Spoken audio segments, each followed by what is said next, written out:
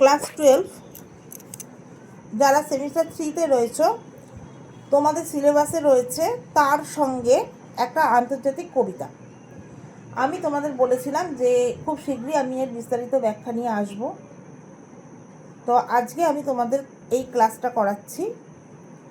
দেখো, তার সঙ্গে কবিতাটা লিখেছেন পাবলো নেরুদা। একটু মনে করে দেখো তো,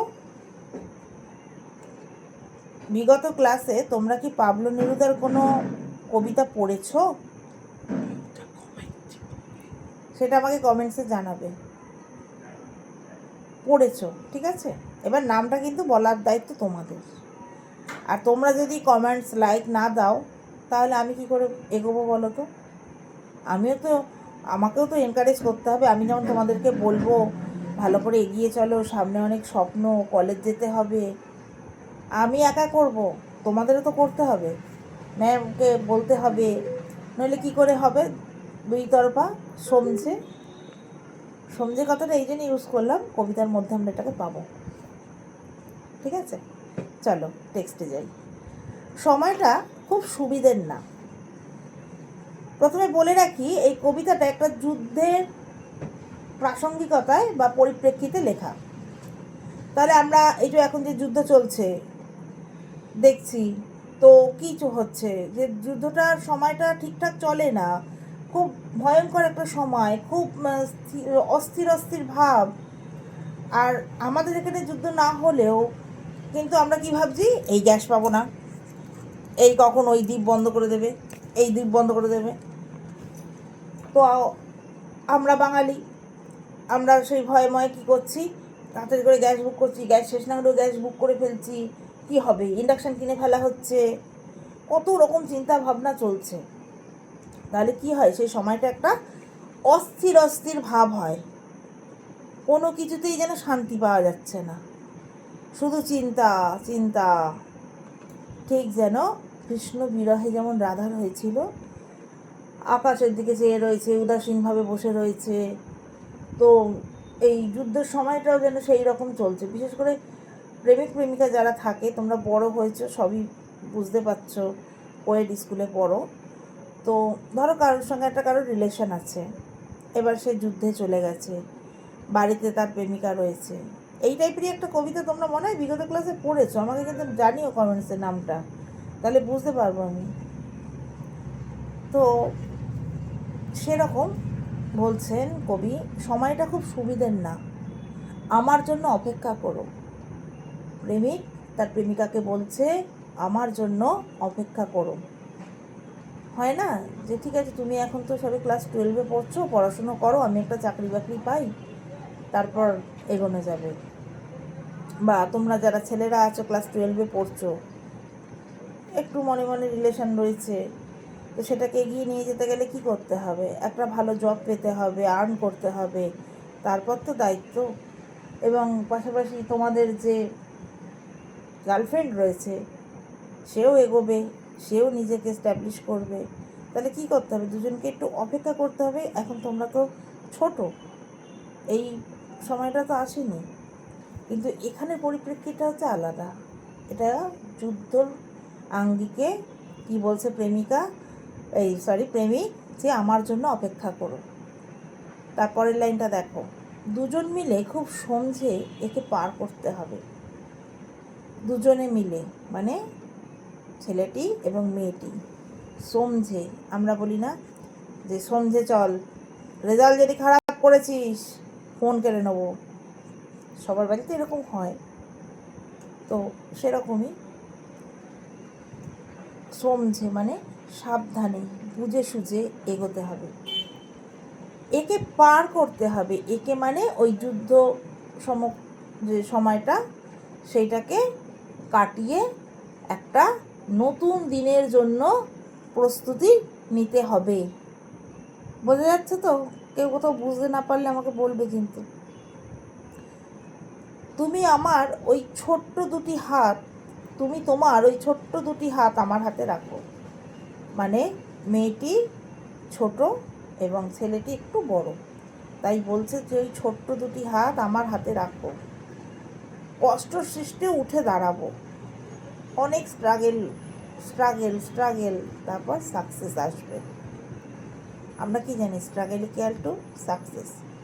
আগে তোমাদের কী বলা হতো, প্র্যাকটিস প্র্যাকটিস প্র্যাকটিস, আর এই জ্যামিতিটা প্র্যাকটিস কর, ক্লাস 10-এ এইসব পার্টগুলো চলে গেছে। ভালো করে প্র্যাকটিস কর, প্র্যাকটিস মেকে ম্যান না কী সব বলা হয় না যে আছে, তো সেরকম সেটা তো আর নাই, করতে হচ্ছে না। যাদের অঙ্কটা বাদ দিয়ে দিয়েছো তারা তো খুব ফ্রিতে চলছে, যারা সায়েন্স নিয়ে পড়ছো তারা ভালোবাসো বলে পড়ছো, আর আর্টসের স্টুডেন্টরা আমার মনে হয় না অঙ্ককে খুব একটা ভালোবাসে।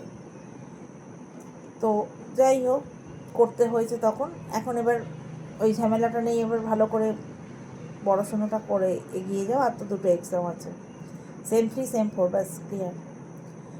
তাহলে কি এরকম কষ্ট সৃষ্টে উঠে দাঁড়াবো, মানে তুমি যদি আমার হাতে হাত দাও, মানে যদি আমরা দুজনে একসঙ্গে লড়ে যেতে পারি, তাহলে আমরা এই প্রতিকূলতাটাকে কাটিয়ে উঠে দাঁড়াবো। তারপর কি বলছে, ব্যাপারটা বুঝবো, আহ্লাদ করব। তো আমরা কি জানি, যখন দুঃখ দুর্দশা কেটে যায়, যখন অন্ধকার কেটে রাত্রি আসে, নতুন সূর্য ওঠে, সূর্য তো রোজই ওঠে, মানে রোজই তো নতুন দিনের সঞ্চার হয়, যে যেভাবে সেটাকে নেবে। যখন এদের যুদ্ধটা কেটে যাবে, ব্যাপারটা বুঝবে, ব্যাপারটা কষ্ট সৃষ্টে দাঁড়াবে, ব্যাপারটা বোঝার চেষ্টা করবে, তখন কি করবে, আহ্লাদ করবে। এখানে তো আমরা কবি তো বলতে পারে না যে চলো পাটিসাটি করবো, এক্সাম হয়ে গেছে ঠিক আছে চলো পাটিসাটি করবো, এটা বলা যাবে না। এখানে কি আহ্লাদ করবো। তাহলে তোমরা বুঝতে পারছো এতটা। আবার বলি আরেকবার করে, সময়টা খুব সুবিধার না, আমার জন্য অপেক্ষা করো, দুজন মিলে খুব সমঝে একে পার করতে হবে। তুমি তোমার ওই ছোট্ট দুটি হাত আমার হাতে রাখো, একটা অঙ্গীকারবদ্ধ শব্দ কিন্তু এটা। কষ্ট সৃষ্টে উঠে দাঁড়াবো, ব্যাপারটা বুঝবো, আহ্লাদ করবো। হলো, আমরা পরের স্ট্যান্ডায় চলে আসছি। দেখো প্রথম লাইনটা ছিল 5 লাইন, তারপরেরটা 3 লাইন। আবার আমরা সেরকম এক জুড়ি, মানে কাপল, যার স্থানে অস্থানে বেঁচে পড়তে এসেছে, পাথরে ফাটলেও যাদের বাসা বানাতে আটকায়নি। বলছে আমরা হচ্ছে সেই রকম একটা জুড়ি, সেরকম একটা কাপেল, যারা স্থানে অস্থানে বেঁচে পড়তে এসেছে, ভালো মন্দ সত্যরেলাও সহজে, যেমনই পরিস্থিতি এসেছে এরা বেঁচে পড়তে এসেছে। পাথরে ফাটলেও বাসা বানাতে আটকায়নি। পাথরে ফাটল ধরে গেছে কিন্তু তখনও তারা তাদের বাসা বানিয়েছে। তাহলে এটা ক্লিয়ার হয়ে গেল। এবার পরের 3 লাইনে কি বলছে, সময়টা মোটেও সুবিধার না। আবার একটা বলল, রোসো আমার জন্য দাঁড়াও। রোসো মানে অপেক্ষা করো। তাহলে কি সময়টা ভালো না, সুবিধার না, সেই লাইনটাই আবার বলছে। তাহলে এই লাইনটা আমরা দুবার পেলাম। এইগুলো কিন্তু এমসিকিউতে খুব গুরুত্বপূর্ণ। আমি আজকে টেক্সটটা পড়াচ্ছি, নেক্সট ক্লাসে আমি তোমাদের ইম্পর্টেন্ট এমসিকিউগুলো দিয়ে দেবো। আর ভালো লাগলে ভিডিওটাকে তোমরা লাইক দিও, চ্যানেলটাকে সাবস্ক্রাইব করো। আর তোমাদের দাদা দিদি যারা এইচএস পাস করবে, আগামী 14 তারিখ রেজাল্ট আছে, একটা ফ্রি সেমিনার অ্যারেঞ্জ করা হচ্ছে। স্ক্রিনে দেওয়া নাম্বারে তোমরা যোগাযোগ করে নিও। ফ্রি অফ কস্ট সেমিনারটা হবে একটা গাইডলাইন দেওয়ার জন্য। অনেকে সেম 1-এ ঘাবড়ে যায়, এনএপি সিলেবাসে অনেক কিছু চেঞ্জ হয়েছে, যেটুকু জানি সেইটুকু জানাবার জন্য, একটা গাইড করার জন্য এই সেমিনারটা। কলেজে ফর্ম ফিল আপের অনেক রকম প্রসিডিওর থাকে। গত বছর কিন্তু পোর্টাল লেট হচ্ছিল, যার জন্য কলেজের ভর্তির প্রক্রিয়া দেরি হয়েছে। আশা রাখি এইবারে কিন্তু সেটা হবে না। তো তোমাদের যারা দাদা দিদি আছে তাদের জানিও। আর যারা তোমাদের ভাই বোনেরা 11-এ উঠেছে তাদেরকে, যদি তারা অ্যাডমিশন নেয়, যদি ভরসা রাখতে পারে, তাহলে আমাদের উত্তরণ স্টাডি সেন্টারে কন্ট্যাক্ট করে নিও। সময়টা মোটেও সুবিধার নয়, রসো আমার জন্য দাঁড়াও, কাকে ঝুড়ি নাও, শাবল নাও, জুতো পরো, কাপড় চোপড় সঙ্গে নিয়ে নাও যা পারো। তাহলে কি বলছে আবার, সময়টা সুবিধার না, রসো মানে ওয়েট করো, রসো এই ভাষাটা কিন্তু একটা আঞ্চলিক ভাষা। আমার জন্যে দাঁড়াও মানে প্রেমিকাকে বলছে আমার জন্য তুমি ওয়েট করো। কাকে ঝুড়ি নাও, শাবল নাও, মানে এরা চাষাবাদ করে খায়, ক্লিয়ার, এরা চাষ করে। কি বলছে, কাকে ঝুড়ি নিতে বলছে, শাবল নিতে বলছে, জুতো পরো। তোমরা দেখবে আমাদের এখানে তো গরিব দেশ, আমাদের খালি পায়ে লাঙল চষে। এইসব এই পেরু ঠেরুর দিকে, এই যেখানে চিলি, সেখানে এরা একটা গামবুট টাইপের জুতো পরে, সেইটা পরে কিন্তু এরা চাষবাস করে। আর কি বলছে, কাপড় চোপড় সঙ্গে নিয়ে নাও যা পারো, আর কিছু কাপড় চোপড় সঙ্গে নিয়ে নাও। এইভাবে গুছিয়ে তারা বেরিয়ে পড়বে। যদি তারা কাকে ঝুড়ি আর শাবল নিতে পারে, ঠিক একটা না একটা কিছু ওরা জীবিকা, জিনিসপত্রগুলো নিয়ে যাচ্ছে, কিছু না কিছু ওরা অর্থ উপার্জন করবে, সেই দিয়ে তারা কিন্তু আবার একসঙ্গে এগিয়ে যাবে, বেঁচে পড়তে উঠবে। তারা কষ্ট করবে কিন্তু হাত ছাড়বে না, তার সঙ্গে সঙ্গ ছাড়বে না। এখন আমাদের একে অপরকে লাগবে। একা একা কেউ বাঁচতে পারে না, এক হাতে কোনোদিন তালি বাজে না, এবং এক হাতে কোনো সাকসেস আসে না, দুটো হাত যদি না এক হয়। তাহলে কি বলছে, এখন আমাদের একে অপরকে লাগবে। শুধু কার্নেশন ফুলের জন্য না। কার্নেশন ফুলটা কি, একটা বিদেশি ফুল, যেমন আমাদের রজনীগন্ধা, গোলাপ, সেরকম বলছে একে অপরকে লাগবে। শুধু ওই ফুল দেওয়ার জন্য না, মানে জাস্ট রোজ ডে পালনের জন্য নয়, সারা জীবনের জন্য। ক্লিয়ার? মধু তালাশের জন্যও না, মানে মধু আহরণ, মানুষ কি করে, মধু কখন নেয়, মধুচন্দ্রিমা, আফটার ম্যারেজ, হানিমুন যেটাকে আমরা বলা হয়, মধু তালাশ। তাহলে সুখী সময়ের জন্য, তাই বলছে সুখী সময়ের জন্যও না, আমাদের এই দুটো হাত লাগবে ধুয়ে মুছে আগুন বানাবার জন্য। তাহলে আমরা কি জানি, পাথরে পাথরে চকচকিতে ঘষের আগুনের সৃষ্টি হয়েছিল, সেইখান থেকেই কিন্তু নবভাবে মানুষের জীবন জীবিকা শুরু হয়েছিল, আগুন জ্বালাতে শিখেছিল আদিম মানুষরা। তাহলে ধুয়ে মুছে আগুন বানাবার জন্য নয়, এই যে সুবিধের নয়, সময় মাথা যতই উঁচু করুক, আমরা আমাদের চার হাত চার চোখ একে জুজবই। কি বলছে, যে সময়টা সুবিধার না, সময় মাথা যতই উঁচু করুক, সেই অশুভ সময়টা, সেই খারাপ সময়টা, সেই দুর্দিনটা যতই মাথা তুলে দাঁড়াক, যতই সবাইকে আগ্রাসন করতে চাক, তারা কি করবে, দেখো চার হাত বলেছে, মানে ছেলেটির দুটো হাত, মেয়েটির দুটো হাত, এবং চার চোখ। এখানে শুভ দৃষ্টি হচ্ছে না, কিন্তু ওরা হাতে হাত রেখে চোখে চোখ রেখে যুঝে যাবে, যে দেখি কত দিতে পারো, শক্তি দাও, যেন আমরা তাদের যুঝে যাই। একটা রবীন্দ্রনাথের গান আছে, মোরে আরো আরো আরো দাও প্রাণ, সেরকম বলছে যে কত কষ্ট দেবে দাও, আমরা যেন একসঙ্গে থেকে যুঝে যেতে চাই। তাহলে ঠিক দেখবে এই অন্ধকার সরিয়ে আলোর নতুন সূর্য উঠবে। সূর্য রোজই আলো দেয়, কিন্তু সেই আলোরও অনেক রকম মানে আছে। যে মানুষটা খেতে পাচ্ছে না, দিনের পর দিন এইভাবে গুঞ্জরণ করছে, সে কি সূর্যকে দেখছে না?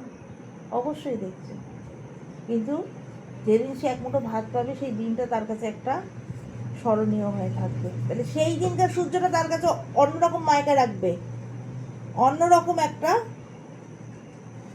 কি বলবো মানে দাঁড়াবে। কিন্তু সূর্য রোজই ওঠে। তাহলে সব কিছুর মধ্যে আমরা কি পেলাম, তার সঙ্গে, হি অর সি, অবশ্যই হি অ্যান্ড সি মিলেই তার সঙ্গে হয়। এই হচ্ছে কবিতাটা। এইবার দেখো, এই কবিতাটা কিন্তু অনুবাদ করেছেন আমাদের বাঙালি কবি শক্তি চট্টোপাধ্যায়। আর তোমরা দেখবে কবি পরিচিতির ওখানে লেখা আছে, ইনি চিলির বিখ্যাত একজন কবি, পুরো নামটা দেয়া আছে, পাবলো নেরুদা নামে পরিচিত। তার ছদ্মনাম কিন্তু পাবলো নেরুদা, আসল নাম কিন্তু হচ্ছে নেফাতালি রিকার্দো রেস বাসো আলতো। একটু মনে রাখতে হবে বাবারা, যেহেতু এটা আন্তর্জাতিক কবিতা, বাবারা মায়েরা সবাই, ঠিক আছে? তো কমন ওয়ার্ড বলে দিলাম, বাবুরা, ঠিক আছে? তার বিখ্যাত কাব্যগ্রন্থ 20 love poems and song of disappear, এইটা হচ্ছে তার একটা বিখ্যাত কাব্যগ্রন্থ। তিনি কমিউনিস্ট পার্টি করতেন। আচ্ছা, তাকে নোবেল পুরস্কার দেওয়া হয়েছিল 1971 সালে। এটা কিন্তু মোস্ট ইম্পর্টেন্ট প্রশ্ন। এটা যারা কলেজের দাদা দিদিরা পড়ে, এমনকি ডিগ্রি কোর্স এবং মাস্টার্স কোর্সেও যেখানে ইংরেজি সাহিত্যের ইতিহাস আছে বা বিদেশি সাহিত্যের ইতিহাস যেগুলো পড়াতে হয়, এই 1971 ইজ টু মাচ ইম্পর্টেন্ট, সাহিত্যে নোবেল পুরস্কার দেওয়া হয় এই পাবলো নেরুদাকে। এই প্রশ্নটা গত এসএলএসটিতেও এসেছে। ঠিক আছে, তোমাদের এত ভারী চিন্তাভাবনায় যেতে হবে না, এখন 12-এর মতোই থাকো। তাহলে কি বলা হলো, এই কবিতাটি শক্তি চট্টোপাধ্যায়ের অনুদিত পাবলো নেরুদার শ্রেষ্ঠ কবিতা থেকে নেওয়া। তাহলে মূল কাব্যগ্রন্থের নাম কি? পাবলো নেরুদার শ্রেষ্ঠ কবিতা, যেখানে শক্তি চট্টোপাধ্যায় অনুবাদ করেছেন। পাবলো নেরুদার শ্রেষ্ঠ কবিতা। দেখো আমরা কি দেখেছি এর আগেও, আন্তর্জাতিক কবিতা, আন্তর্জাতিক গল্প কিন্তু অনুবাদ করে আমরা জানি। এরপর পোর্টরাজ পড়াবো, শঙ্কর রাও যেটা দেখতে পাবো আমরা করেছে, সেখানে গিয়ে সেইটা দেব, ক্লাসটা করাবো। তাহলে তার সঙ্গে পাবলো নেরুদা, সময়টা বোঝা গেছে যুদ্ধের, দুজনে একসঙ্গে থাকবে এবং লাস্টে আমরা দেখছি তারা জীবিকা নির্বাহ